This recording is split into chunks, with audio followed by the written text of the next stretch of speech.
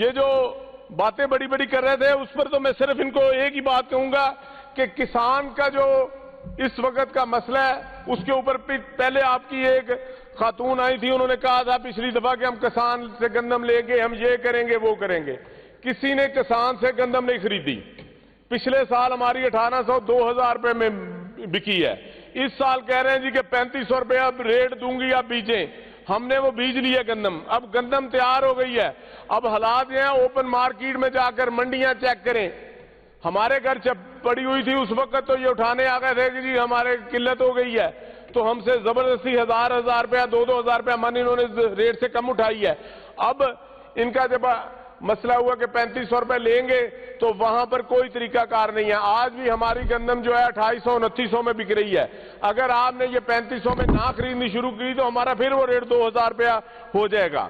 اور ہمارے بھائی کہہ رہے تھے کہ اب پاکستان کا بہت اچھا نام بن گیا ہے ثالثی کے لیے۔ جناب ہم ثالثی میں بھی صرف جہازوں میں تیل ضائع کر رہے ہیں۔ ہم جس ملک میں جاتے ہیں وہاں سے اتنی تیزی سے واپس آ رہے ہیں۔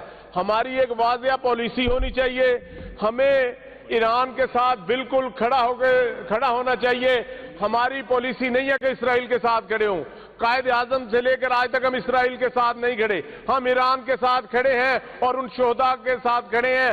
اگر آپ پاکستانی قوم کو اجازت دیں تو ہماری قوم جو ہے کوئی 10 کروڑ لوگ وہاں پر جا کر لڑنے کے لیے بھی تیار ہیں۔ دبئی نے پیسے مانگ لیے ہیں جو ہمارے پاس رکھوائے ہوئے تھے، سعودی عرب پیسے مانگ رہا ہے، ہم سے چائنا نے پیسے مانگ رہی ہیں۔ ہماری خارجہ پالیسی کھل کر سامنے آ گئی کہ ہماری پالیسی کیا ہے۔ اور جہاں پر جنگ ہو رہی ہے آپ وہاں پر دیکھیں، وہاں پر تیل فری ہے، وہاں پر روٹی فری ہے ایران کے اندر، وہاں پر ڈیزل فری ہے، وہاں انہوں نے حکومت نے ہر چیز فری کر دی۔ اور جبکہ آپ ہماری مہنگائی کا حال دیکھ لیں، یہاں پر پہلے سیلاب کی ابھی باتیں ہو رہی تھیں، یہاں پر جو مہنگائی کا سیلاب آیا ہے 520 روپے ڈیزل ہو گیا ہے، اور بڑے ٹی ویوں پر بتا رہے ہیں کہ جی ہم نے 1500 روپے کی کسان کو سبسڈی دی دی 6 ماہ کے لیے۔ جناب 7000 روپیہ فی ایکڑ ہم سے ہارویسٹر والا زیادہ مانگ رہا ہے۔ پہلے 5000 لے رہے تھے، اب وہ 12000 روپیہ لے رہے ہیں۔ آج ادھر آنے کے لیے 75 لیٹر جناب ڈیزل جب ڈلوایا گاڑی کے اندر تو اس نے 40,000 روپیہ چھوٹا سا منہ کر کے مانگ لیا۔ جناب ہم یہ کدھر جا رہے ہیں؟ یہاں پر موٹر سائیکل والوں کو سبسڈی کے نام پر لارے دیے جا رہے ہیں، کسی کو ڈی سی کے دفتر، کسی کو کیسے، تو کس نے یہ کرنا ہے؟ باقی یہ جو باتیں بڑی بڑی کر رہے تھے اس پر تو میں صرف ان کو ایک ہی بات کہوں گا کہ کسان کا جو اس وقت کا مسئلہ ہے اس کے اوپر پہلے آپ کی ایک خاتون آئی تھی، انہوں نے کہا تھا پچھلی دفعہ کہ ہم کسان سے گندم لیں گے، ہم یہ کریں گے وہ کریں گے۔ کسی نے کسان سے گندم نہیں خریدی۔ پچھلے سال ہماری 1800 2000 روپے میں بکی ہے، اس سال کہہ رہے ہیں جی کہ 3500 روپے اب ریٹ دوں گی، آپ بیجیں۔ ہم نے وہ بیج لیا گندم، اب گندم تیار ہو گئی ہے۔ اب حالات یہ ہیں، اوپن مارکیٹ میں جا کر منڈیاں چیک کریں۔ ہمارے گھر جب پڑی ہوئی تھی اس وقت تو یہ اٹھانے آ گئے تھے کہ جی ہمارے قلت ہو گئی ہے، تو ہم سے زبردستی 1000 روپیہ 2000 روپیہ من انہوں نے ریٹ سے کم اٹھائی ہے۔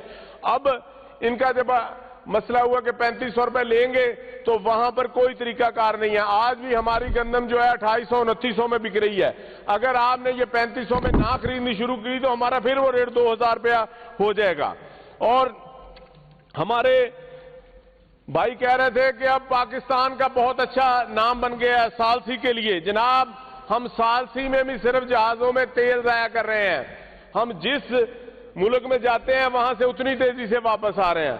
ہماری ایک واضح پالیسی ہونی چاہیے، ہمیں ایران کے ساتھ بالکل کھڑا ہونا چاہیے۔ ہماری پالیسی نہیں ہے کہ اسرائیل کے ساتھ کھڑے ہوں۔ قائد اعظم سے لے کر آج تک ہم اسرائیل کے ساتھ نہیں کھڑے، ہم ایران کے ساتھ کھڑے ہیں اور ان شہداء کے ساتھ کھڑے ہیں۔ اگر آپ پاکستانی قوم کو اجازت دیں تو ہماری قوم جو ہے کوئی 10 کروڑ لوگ وہاں پر جا کر لڑنے کے لیے بھی تیار ہیں۔ بہت مہربانی جی، شکریہ۔ جناب محترم اسد عباس صاحب جی۔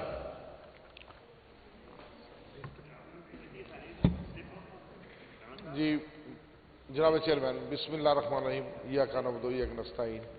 سب سے پہلے تو میں پرزور مذمت کرتا ہوں امریکہ اور اسرائیل کی، جنہوں نے ایران کے اوپر اٹیک کیا اور معصوم لوگوں کو شہید کیا۔ اور میں تعریف بھی کرتا ہوں ایرانینز کی اور ایران کی پاک فوج کی اور لوگوں کی کہ وہ آج سپر پاور، جو دنیا کی سپر پاور ہے امریکہ اور اسرائیل، اس کے سامنے کھڑے ہوئے ہیں سیسا پلائی دیوار کی طرح، اور ایک قدم بھی وہ پیچھے ہٹنے کو تیار نہیں ہے، جبکہ امریکہ آپ کے سامنے بارہا دفعہ یہ کہہ چکا ہے کہ اب جنگ بند کرنے کے لیے تیار ہیں، لیکن ایران نہیں مان رہا۔ وہ کہتا ہے کہ جب تک امریکہ کے اڈے اس عرب میں سے یا ان ملکوں میں سے ختم نہیں ہوں گے، امریکہ اپنے جگہ پہ واپس نہیں جائے گا، تب تک یہ ختم نہیں ہوگا جی، یہ جنگ ختم نہیں ہوگی۔ تو سب سے پہلے مہنگائی کے اوپر یا کرائم کے اوپر میرے بھائی بات کر رہے تھے کہ کرائم کی شرح جی بہت کم ہو گئی ہے 2017 سے لے کے 2025 یا 24 تک۔ تو میں ان کو ایک چیز کہنا چاہتا ہوں کہ راجہ صاحب آپ بھی یہاں پہ بیٹھے ہوئے جناب چیئرمین، آپ کا بھی حلقہ راولپنڈی ہے، میرا بھی راولپنڈی ہے، کیا ہم دل پہ ہاتھ رکھ کے کہیں کہ کیا کرائم کی شرح کم ہوئی ہے یا اس سے 3 گنا زیادہ بڑھ گئی ہے؟ ہاں یہ ضرور ہوا ہے کہ جو لوگ جن کے ساتھ زیادتی ہوتی ہے، موبائل سنیچنگ ہوتی ہے، ڈکیتی ہوتی ہے، چوری ہوتی ہے، وہ تھانے کے اندر درخواست لے کے جاتے ہیں رپورٹ جمع کروانے کے لیے، تھانے دار ان کی سنتا ہی نہیں ہے، ان کی درخواست لینے کے لیے تیار نہیں ہے۔ آج مہنگائی کا یہ عالم ہے، لوگ چوری اور ڈکیتی میں کس لیے زیادہ یہ کرائم کی شرح ہوئی ہے، بڑی ہے کہ مہنگائی کی شرح بہت زیادہ بڑھ گئی ہے۔ آپ لوگوں کو دکھانے کے لیے کہتے ہیں ہاتھی کے دانت کھانے کی اور دکھانے کی اور، آپ نے پٹرول مہنگا کرنا ہوتا ہے 50 روپے یا 80 روپے لیٹر، آپ چھلانگ لگاتے ہیں 200 روپے لیٹر، عوام کو خوش کرنے کے لیے کہہ دیتے ہیں جی 80 روپے لیٹر ہم نے کم کر دے جی، آپ کی خاطر نہیں جی مہنگائی بہت زیادہ ہو گئی ہے۔ جو چیک اینڈ بیلنس محکمے آپ نے مہنگائی کو کنٹرول کرنے کے لیے بنائے ہوئے ہیں، آج تک مجھے بتائیں انہوں نے کیا کردار ادا کیا ہے؟ 1 روپے اگر گورنمنٹ کی طرف سے مہنگائی ہوتی ہے وہ 10 روپے آگے چیز مہنگی کر دیتے ہیں، ان کو کوئی روکنے ٹوکنے والا ہے؟ ان سے کوئی پوچھنے والا ہے؟ خدا کا واسطہ ہے، ہوش کے ناخن اس حکومت کو لینے چاہیے، جب تک وہ دن دور رہی کہ جب عوام پر روڈوں پہ نکل آئے گی، کل نہ آپ بچیں گے نہ ہم بچیں گے۔ کیا بات ہے؟ کہ ہمیں سوچنا چاہیے کہ عوام کے لیے زیادہ سے زیادہ ریلیف، ہم اپنے جو آسائشیں ہیں، جو لگژری گاڑیاں یا 20 پروٹوکول کی گاڑیاں ہیں انہیں کم کریں۔ ہم جہاز نہ لیں 11 ارب روپے کے، جہازوں کا جو پیسہ ہے یا ان چیزوں کا جو پیسہ ہے، جو فیول کا پیسہ ہے، وہ عوام کی فلاح کے اوپر لگائیں، عوام کو اس میں ریلیف دیں۔ اس کا عوام کا حق بنتا ہے کہ جو ہمیں ووٹ دے کے یہاں تک پہنچاتے ہیں ہم ان کے حق کی بات کریں۔ یہاں پہ ہم اپنے ذاتی مسائل سے ہی نہیں نکلتے ہیں، ذاتی چیزوں سے ہی باہر نہیں نکل رہے ہیں۔ خدا کے لیے عوام کے لیے کچھ کرنا چاہیے، ہمیں عوام کے حق میں بولنا چاہیے، مہنگائی کے اس طوفان کو روکنا چاہیے۔ ٹھیک ہے ایران عراق یا ایران امریکہ جنگ لگی اس کی وجہ سے مہنگائی آئی ہے، لیکن اتنی مہنگائی نہیں ہوئی کہ جتنی ہم نے کی ہے۔ آپ مجھے بتائیں نا کہ ہمارے پاس جب یہ جنگ شروع ہوئی 28 فروری کو، ہمارے پاس 28 مارچ تک کے ریزرو موجود تھے پیٹرول اور ڈیزل کے، ہم نے کیوں 62 روپے ڈیزل اور پیٹرول کو بڑھایا ایک دم؟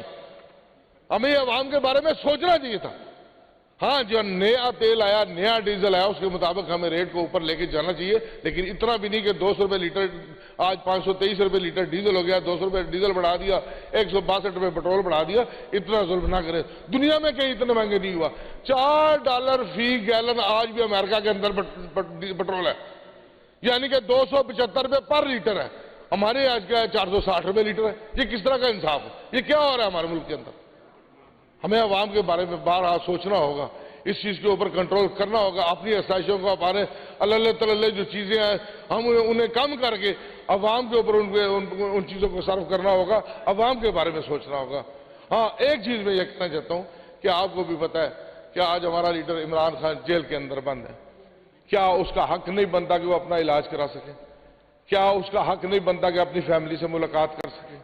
ہر قیدی کا یہ رائٹ ہے۔ ہاں میں اس حکومت سے کہتا ہوں کہ ہوش کے ناخن لیں، خان صاحب کو اتنا تو کریں نا کہ ہم نہیں کہتے کہ ان کے کیسز معاف کریں، ان کو باہر نکالیں، ٹھیک ہے جو عدالتیں فیصلہ کریں گی ہم بھی منظور کریں گے، ہم کیس لڑنے کے لیے بھگتنے کے تیار ہیں۔ جو بے گناہ جیل کے اندر بیٹھا ہوا ہے عوام کی خاطر اسرائیل کے خلاف بولے یا رشیا میں کہیں، اس کی سزا میں مل رہی ہے امریکہ کے خلاف، اس کی سزا خان صاحب بھگت رہے ہیں۔